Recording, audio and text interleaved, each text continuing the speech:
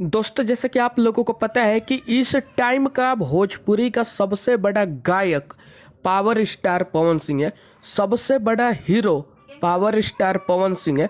लेकिन दोस्तों, सोचने वाली बात यह है कि आज से 10-15 साल पहले बीने बिहारी, जो भोजपुरी के बहुत बड़े राइटर है, पवन सिंह के लिए बहुत सारा गाना लिखते थे। वो गाना पवन सिंह गाते थे और वो गाना मार्केट में आग लगा देता था। पवन सिंह और बीने बिहारी की जोड़ी ने आग लगा दिया था एक टाइम।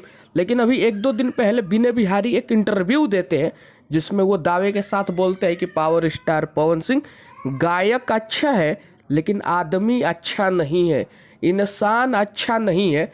तो बीने बिहारी जी, मैं आपसे ये कहना चाहता हूँ कि आपने जो ये शब्द बोला है ना कि पवन सिंह आदमी अच्छा नहीं है, गायक अच्छा है, इस बात से मेरे को बहुत ज़्यादा दुख हुआ। पवन सिंह आदमी भी अच्छे हैं, गायक भी अच्छे हैं।